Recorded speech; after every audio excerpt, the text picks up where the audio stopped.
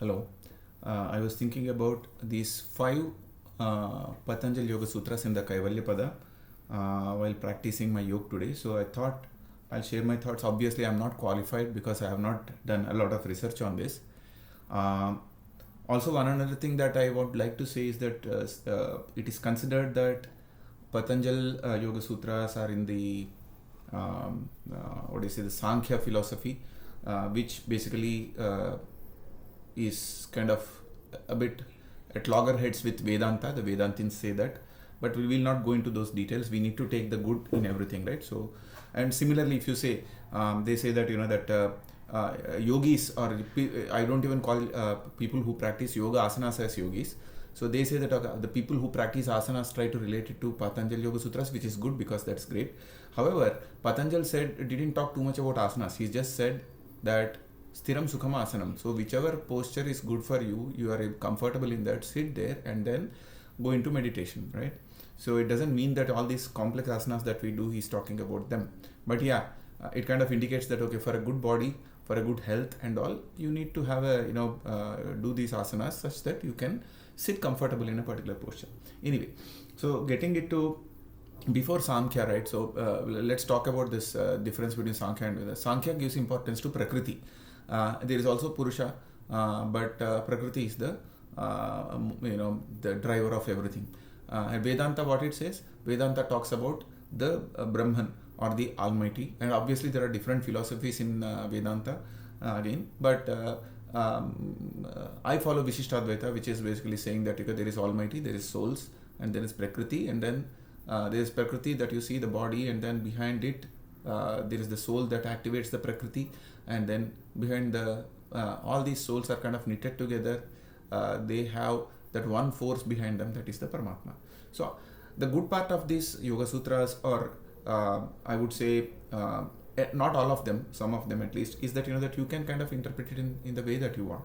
So the first sutra says Janma Aushadhi Mantra Tapaha Samadhijah Siddhayah. So basically the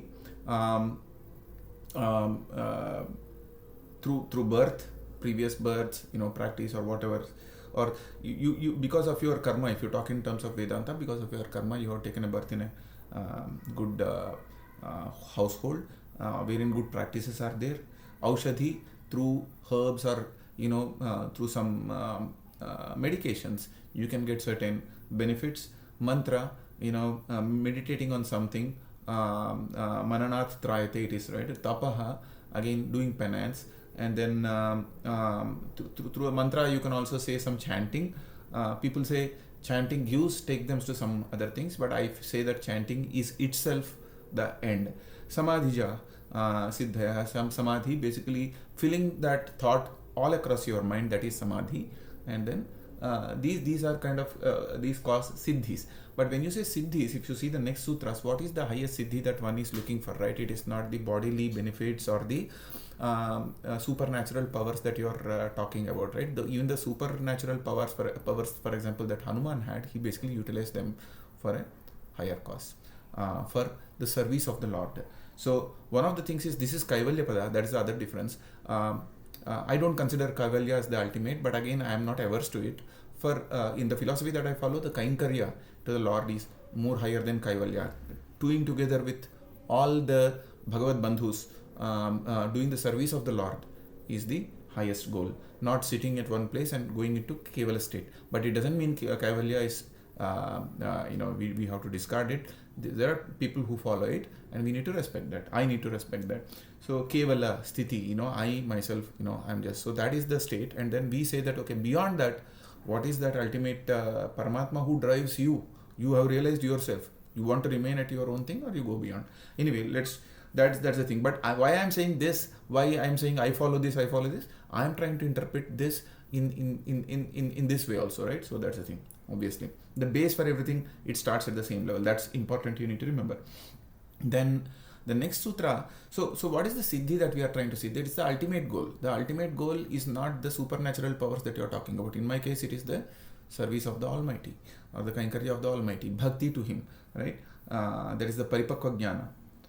In some others case, it could be Kaivalya, that getting rid of all these differences and then identifying who you are really and then meditating on yourself. That is Kaivalya. That is the actual siddhi that you want. So Patanjali is basically directing you in the initial sutras towards that. He's not talking about the supernatural powers and other things here, right? So maybe for that, basically there was the previous chapter that was already dedicated. Now, Jatyantara Parinamaha Prakriti Apurat. So basically the different transformations from one state to another state, these are caused by the inflow of Prakriti. That's what it says. So Prakriti is being given the importance here, and Prakriti is the one that causes these differences. So as I said, Sankhya में प्रकृति को ज़्यादा ये देते हैं, right, importance देते हैं, that it is the cause of everything. But वेदांत के हिसाब से भी इसको ले सकते हैं. तो परमात्मा ने कहा है कि प्रकृति, he is the nimitta or upadana karana, Paramatma, Brahman, whatever you want to call him, right? So nimitta is basically, he's the instrumental cause. He is also the prakriti. He's also the upadana. Like for a particular potter things to make the pot, and he uses the clay. So clay is the upadana and nimitta is the potter. So even looking at that way, Paramatma has created this Prakriti and he has given it three gunas, right? Sattva, Rajas, Tamo. And these are the ones that run the whole show, right? All these differences, the changes are caused by this. So for a person who is trying to attain a siddhi, what it means is that if I suppress, so these three gunas are never in the same balance. If they are in balance, it's called as pralaya. There is no activity. But always one is ruling and the other two are down. So towards siddhi, what we need to kind of have the sattva guna above the rajas and tamo gunas. How is this possible? What the sutra is saying is that it is through prakriti, it is through the inflow of prakriti, it is through the prakriti.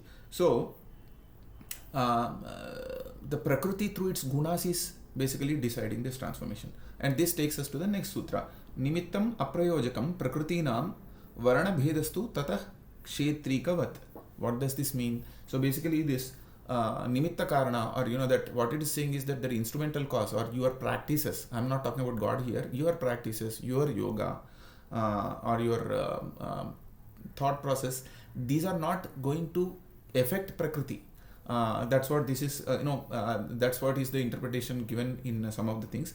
But they act like those which remove the barriers to the flow of prakriti in a particular way. It's like saying that a farmer is removing a bund and he's letting the water flow, channelizing it in a particular direction. So similarly, a yogi through his thought process can decide to take the energies to a higher level or invoke the sattva in him as compared to the rajas and tamas. Similarly, somebody who wants to do activity, who is passionate about something, in him rajas is more, right? So he's channelizing things in that direction. So that is what this is saying. Now obviously it is trying to say that okay, there are three modes in the prakriti, and based on your activities, you are activating one of these modes. The activating is like that you're not actually activating bringing changes in prakriti. These three gunas are always there, but you are paving a way for one of them to lead compared to the others. But in Vedanta it is told that he is the controller of all of these three, not your things. So that is why there is some difference here, but again we don't have to go towards that at this point of time. From a yogic perspective or from a Vedantic perspective also, thinking about the Almighty, thinking about who you are, who he is, right? So that becomes important. And I will relate it in the next sutra. And that basically takes you towards that sattvic state. Then the fourth sutra says, Nirmana Chittani Asmita Matrat. So here it is saying that these various chittas are created because of this I-ness or the ego. Now chitta, it can be considered in a different way. So chitta, the text say mind, but chitta is also told as memory. So mind is the perception, right? That perceptive force, or you take something inside and then you take something outside.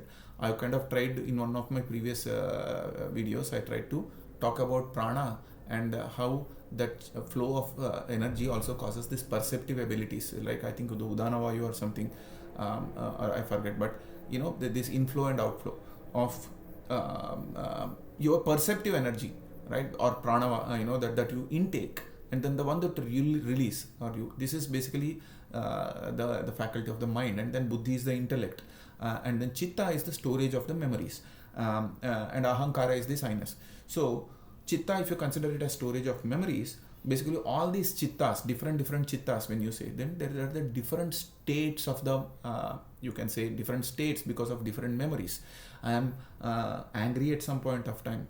I'm not going into different minds or different atmas or souls here. I'm just talking about interpreting in a different way. Different states of the chitta, or different what do you say, behaviors that I have, which is basically taking it to the next sutra, right, are because of different memories that I have.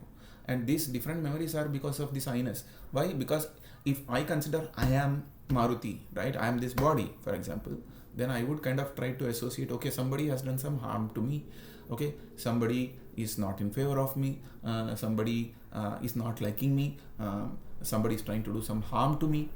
These are all the things that create certain memories. Also, my actions create certain memories because of these reactions. Again, the perceptibility is causing these things because I am thinking I am the body. When I then take it to a next level, I am not this body, I am something beyond it, then this basically I-ness, I am reducing that. Then I am saying I am this soul. Okay, I take it beyond and saying that, I am nothing actually.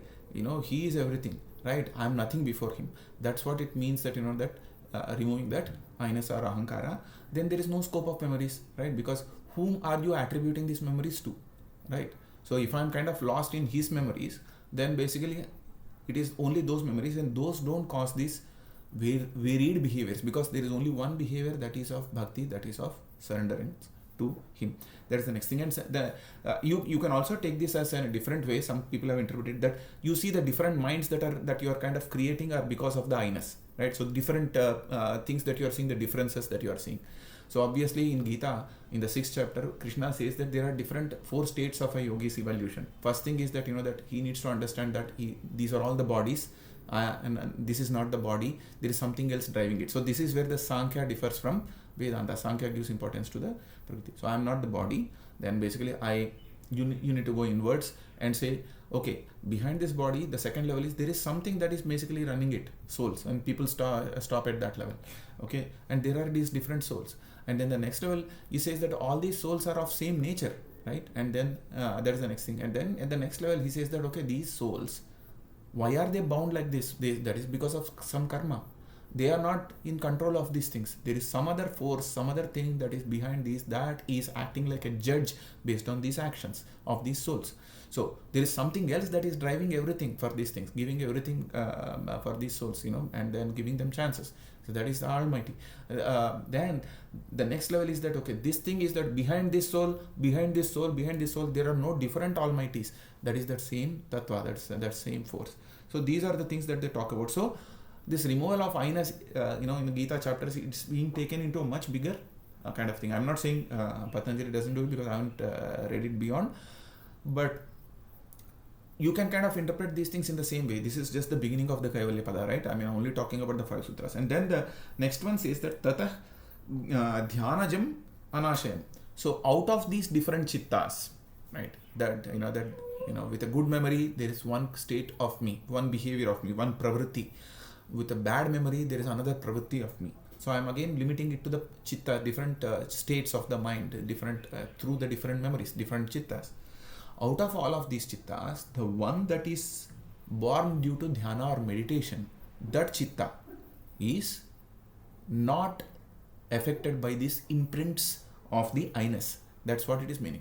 So what does that mean? That chitta which is in meditation, in my case I say it is the meditation of the Almighty, right? Or in Kaivalya it says that it is the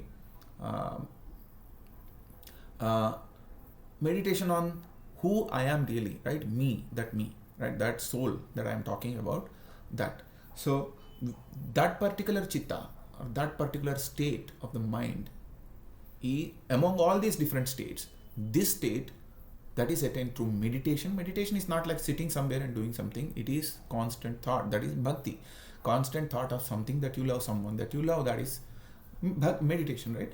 So that chitta is not affected by the other imprints. Even in the physical world, that you can see that, if somebody is in love, for example, right? So on something, some aspect, something, you know, not a person for example, उनके लिए बाकी सब जो बाधाएं आ रही है because of other memories, no कोई मर गया, एक कुछ खुशी का मौका हो गया, right, they are not bothered about that. तो उनका फोकस पूरा उनका जो पढ़ाई पे है फॉर एग्जाम्पल, या और स्पोर्ट पे है, या पर्सन पे है, उसी पे है. तो वो is not affected by the imprints of others. So you can even relate it to that, just that mundane plane. Okay, thank you. Salutations to Lord Patanjali, and Asmat Gurubhyo Namaha, Srimati Ramanujaya Namaha, Jai Sriman Narayana. Thank you.